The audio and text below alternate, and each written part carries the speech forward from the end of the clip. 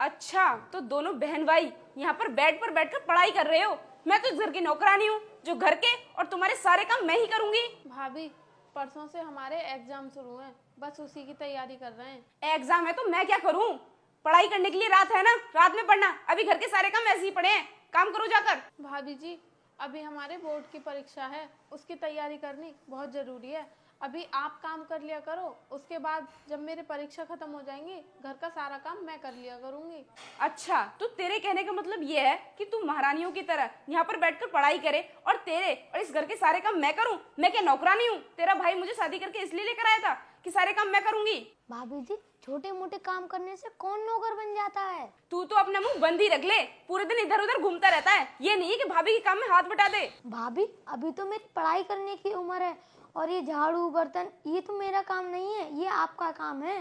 तू कोई इतना भी छोटा नहीं है जो घर के काम नहीं कर सकता। ये किताबें विताबें बंद करो, चलो मेरे साथ काम करो।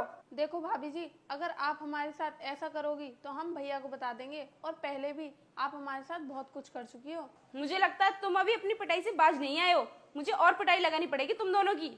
भाभी जी, हमारे भैया फौज में हैं, तो इसका मतलब ये नहीं है कि आप अपनी मनमानी करोगी और हमारी पिटाई करोगी। आज कुछ ज्यादा ही जुबान नहीं चल रही तुम दोनों की। आज से पहले तो ऐसी बातें कभी नहीं की, आज क्या हो गया है? क्योंकि अब हम समझदार हो गए हैं। तुम्हारी समझदारी का भूत तो मैं अभी उतारती हूँ, रुक जाओ।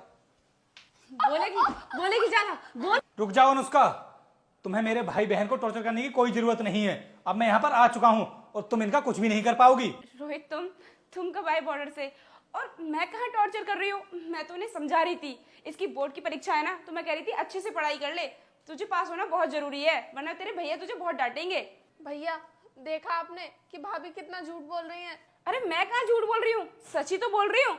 अब मैंने तुमसे पढ़ाई के लिए बोल दिया तो मैं झूठी हो गई? मैं बोला तुमसे झूठ क्यों बोलूंगी? देखो अनुष्का, तुम्हें ना ज्यादा ओवर स्मार्ट बन के दिखाने की कोई जरूरत नहीं है, क्योंकि मैंने ना तुम्हारी सच्चाई देख ली है और अपने कानों से सब कुछ सुन लिया है। तुम क्या सोच रही हो कि जो तुम अभी मेरे भाई बहन के साथ में कर रही थी उसके बारे में मुझे कुछ भी पता नहीं है? अरे मेरे भाई बहन ने ना मुझे फोन करके पहले ही बता दिया था कि मेरे यहाँ पर ना रहने पर तुम इनके साथ में कितना अत्याचार करती हो, इनसे घर के सारे काम करवाती हो, और अभी इनके बोर्ड के एग्जाम होने वाले हैं तो तुम इनसे बोल रही थी कि ये घर के सारे काम करें। अरे मैं क्यों इनसे काम करवाऊंगी? काम करने के लिए मैं हूं तो सही, और मैं तुमसे झूठ क्यों बोलूंगी? तुम्हें मेरी बातों पर विश्वास नहीं हो रहा? अरे मैं तुम्हारी बातों पर कैसे विश्वास कर लूं?